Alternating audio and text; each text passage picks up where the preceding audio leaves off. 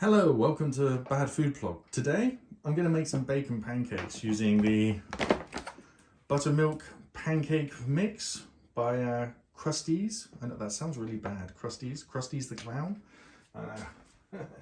Going to be using milk instead of water to make them nice and creamy. And then we're going to be covering them in maple syrup. I love this idea, right? This is 100% pure maple syrup. I've been keeping it in the fridge because it had an expiry date, right? And it says it's got an expiry date, but as far as I can remember, maple syrup never goes off. So, I don't even think I should be keeping this in the fridge, to be honest. And once I open it, I want to keep it in the fridge, but why does it have an expiry date? I thought this stuff lasted forever. I don't know. It's one of those curiosities of humankind. And, oh, let me get myself a drink. It is breakfast. And this represents the last Milk and More milk bottle I will be buying because they deliver only half the time to us at the moment. And the other thing they've been doing is the milk bottles show up. They've got they say they've got like a week's worth of date on them, right? See this one says the 28th of December. There's a 50-50 shot. This is only a day old. There's a 50-50 shot when I open this, it'll be off already. So we no longer get our milk from those people. In fact, we're back to buying it from the supermarket in large containers that last 2 weeks. Because I prefer fresh over freshly delivered any day. Because I'm pretty sure that the milk I'm getting in these bottles is 2 to 3 weeks old. And the milk I'm getting in the supermarket is a pasteurized and is a week old. And so it's lasting 2 weeks, whereas this is lasting a day or two. So no longer doing that. Well, let's start making the pancakes. Always find those catch-up things rather fun to talk about. Right. Oh, and the other thing that's going with the pancakes, of course, my God, I would forget my head if it wasn't attached. Bacon! And this is really cool bacon. This comes from our our local butchers, sorry. We buy lots of our meat from. This is Brooks bacon. Looks really cool. Obviously, it's not done by a local butcher. It's done in a factory. But this stuff tastes really good. One of my favorite bacons, if you ever get to come across it. Right, let's get started. Finish this first.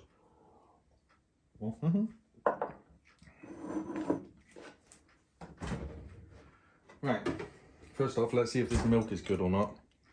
As I said, I reckon there's about a 50-50 chance of this already being off. No, this one smells good for once. So I'm making them extra buttery by making them with milk. So I'm only making 7 or 8 pancakes because my assistant doesn't want any now. Yes. Okay, my assistant has changed her mind. Now I'm making 14 to 15 pancakes. No, these are the 10 centimeter ones, so I'm making a bit more than that. So I need, 350 milliliters of milk. So that's basically tipping this thing up to the top. I've done it so many times. There we go. You go like a little bit over the 300 mark, and it's like, there we go. Done. Now I need to get the weighing machine. Oh, no, wait. I guess this is going to time this video very badly. But here in the UK, our electricity prices have just shot up again. It's now 35 pence per unit starting on the 1st of October, which is amazing because that's 3 times what it was 2 years ago or 3 years ago. That's a lot of money. So I need to put in here 260 grams.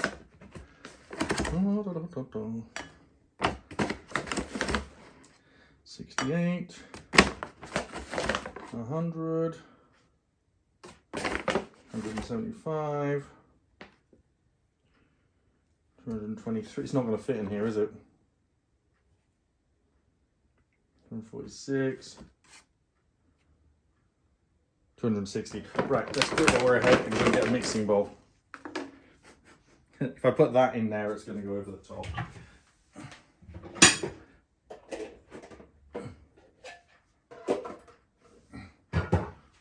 Larger container. Obviously the measurements now. Whoa, these two contain the same amount of Pyrex? That's impressive. They weigh the same. I guess this one's got the handle, which is a lot more glass. Let's just dump all of that in it. Now, there's one thing that this mixture doesn't have much of, and I know it's going to sound odd, but it doesn't have much sugar. So I tend to add a bit of sugar. Not too much. And a dash of salt. And a dash of oil. Because it doesn't seem to contain much oil either. And it just kind of helps them come out a bit more even when I cook them.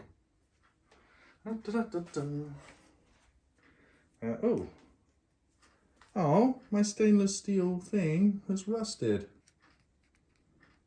Oh.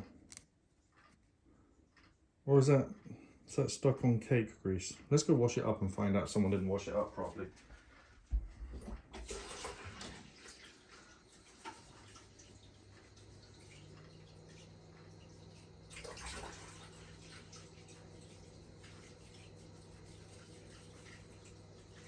Huh. Nope. Have a look. Can you see that? That's copper under there. So this said stainless steel when I bought it, and it's actually copper covered chrome. Can you see that? Or some sort of metal. Oh well, I'll go and get the plastic one. That one's going in the bin.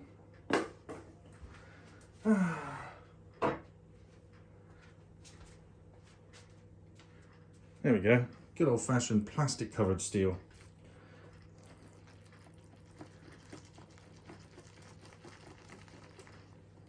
I might go and clean that one up and scrape all of... The trouble is I don't want chrome in the food. If the chrome comes off when I'm washing it up, it's going to come off when I'm doing stuff like this. Beware when you buy cheap stuff in Tesco's or Sainsbury's for cooking implements that are like £1 or £2. I had both my potato mashers break recently. Cool. Yeah, pancakes are coming along. This just allows me to...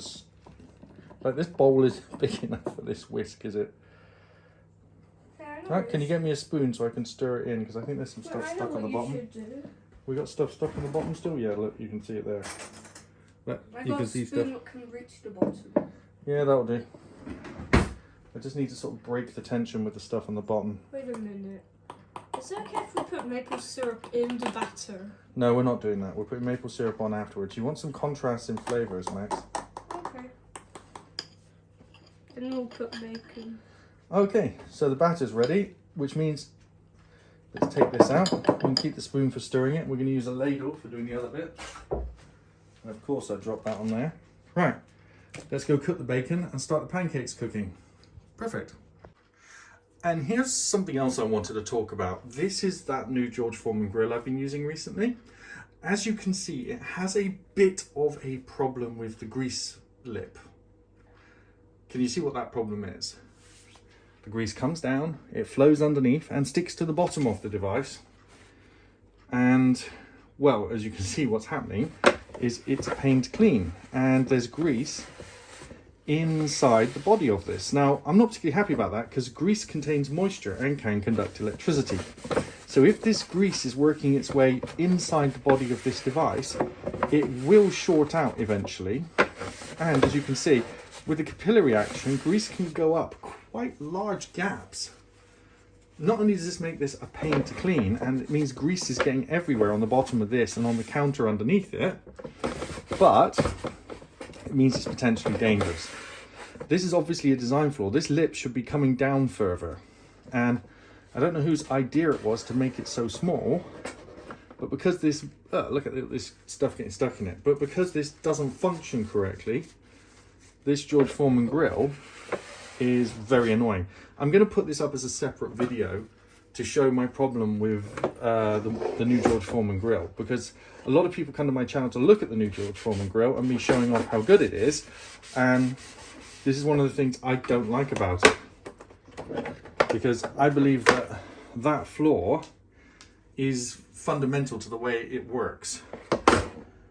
And it's just a mess every time I clean it because of that. Now, please don't get me wrong, the George Foreman grill still does its job, and it's still one of my favourite ways to actually cook bacon and burgers and everything else. It's just that I believe it could have been designed better and could be working a lot better. And that really annoys me, that it has such a fundamental flaw that it drips grease up underneath and into itself. And maybe if it gets really bad or it plonks out, I'm going to open it up and show them what the problem is. There we go, let's turn it on, let's get that hot.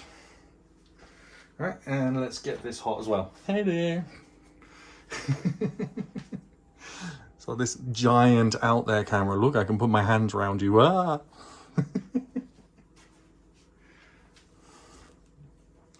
Right, so that's heating up. Let's get the bacon on the grill. Then we can start doing the pancakes.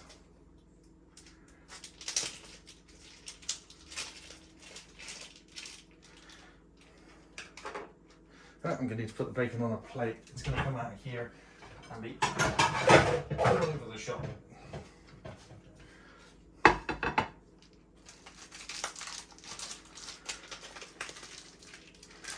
Oh, there we go. Put that packet away for later. Right, let's see if we can't get whole slabs on there. That's already breaking up. Oh, there's 2 bits of bacon on there, is there? Oh yeah. Oh, that smell. That sound. Now what you're going to see here is also the other problem with the George Foreman grill, is that it has no heat here or here. The heat starts here. So I think that the smaller size grill has the same elements underneath it as this one.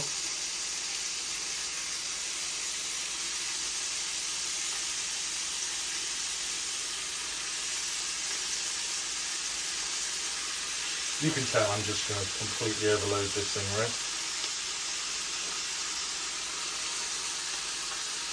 I'm just going for it.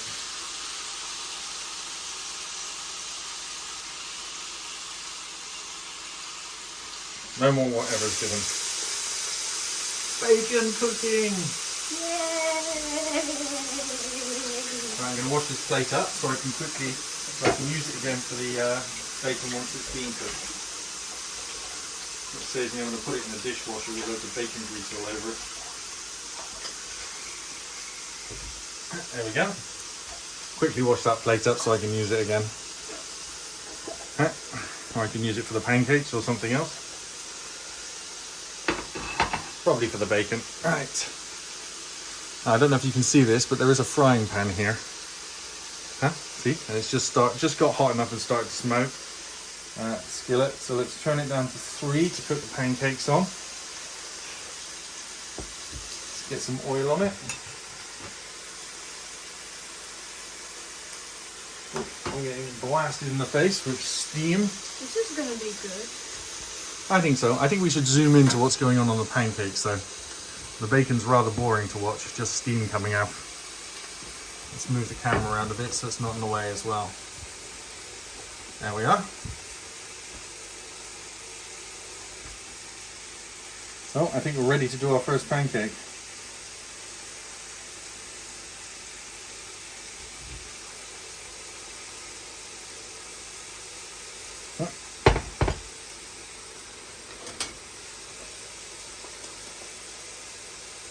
Ooh, the amount of steam coming from over there, it's amazing.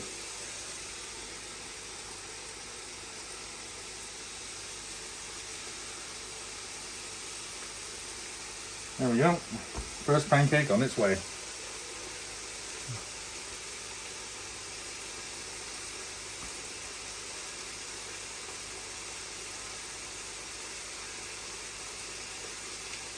Let's have a quick look at what the George Foreman's up to. Mega steam. That is pretty amazing. Right, I'm not going to cook every pancake on show. I'm going to show you what the bacon looks like and then we'll cut to when everything's ready. Look at all that water coming out of that bacon. I need to move that around a bit. It's like bacon porn, that. Back soon. Oh, here's one of those decision bits as well, right? This is the first pancake. When do you flip a pancake? Now, for me, I put it on 3, which is the temperature. The skillet stays very hot. I wait until the top stops being shiny. Okay? That's really important because that's the point when flipping it over isn't going to drip pancake batter everywhere. The bottom's going to have got that nice shine to it, and the top is not going to dribble off. So just when the shine goes, it's almost gone completely. I don't believe in putting a lid on the pan. I've tried that before and it makes for soggy pancakes because you want a lot of the water to evaporate off. Bacon's almost cooked. I think actually I'll move some of that around. But there we go. The shine's almost completely gone now. Now it won't drip and I can just flip it over. It's a little bit burnt. I waited a little too long, or maybe the pan's a little too hot still. But that's when I turn them over. It's when the shine's just vanished. So it's really shiny, shine vanishes, flip it over.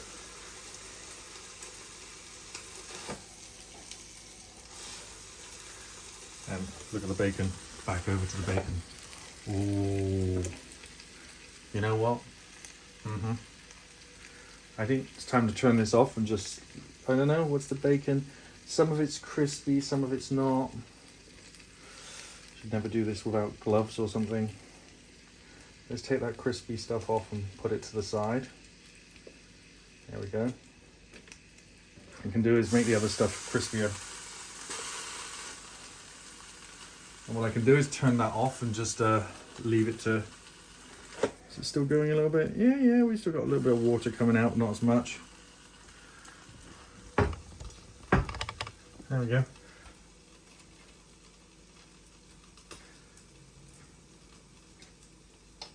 Just let that get a bit crispier, the bacon. Right, so we're here with the pancakes. We're looking at here, perfect, done. Simple. Next one.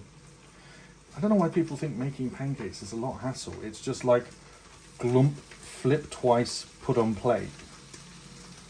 Making the batter is more work than cooking them.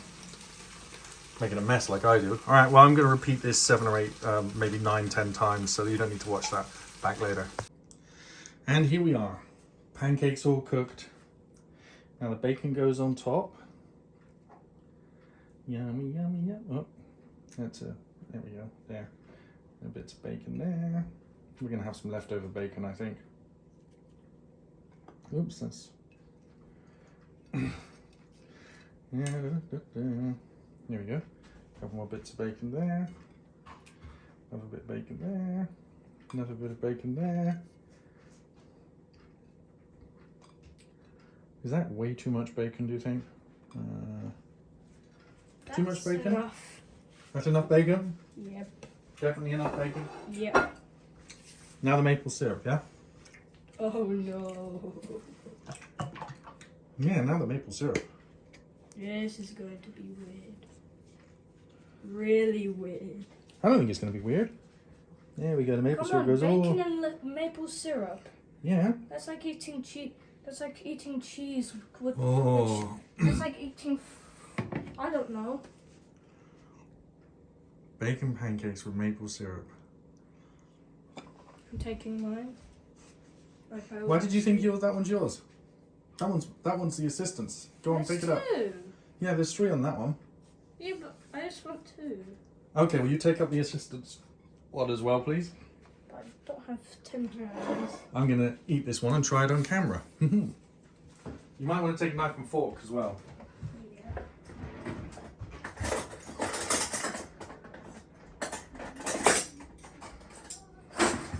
You want to come back and get the knives and forks?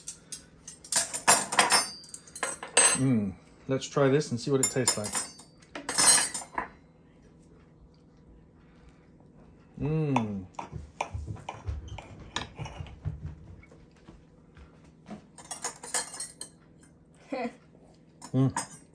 Oh, it's really yummy. I can totally see why Americans eat this for breakfast. The salty and the sweet really go together. It's really yummy.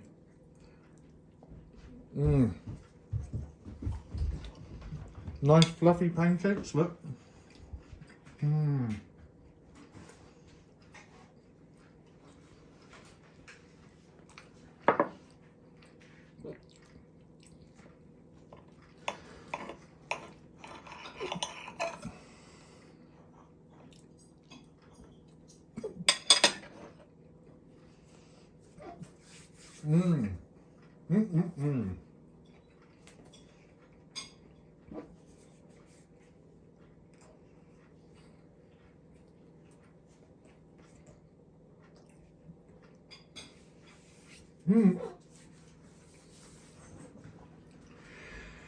Give myself hiccups by eating too quickly.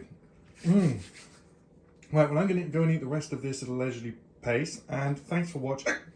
Please rate and subscribe, and if you're new here, please think of sharing the video too. Have I got that around the wrong way? Yeah, I have. Thanks. Bye. I still got the hiccups. I'm going to be hiccuping for a while.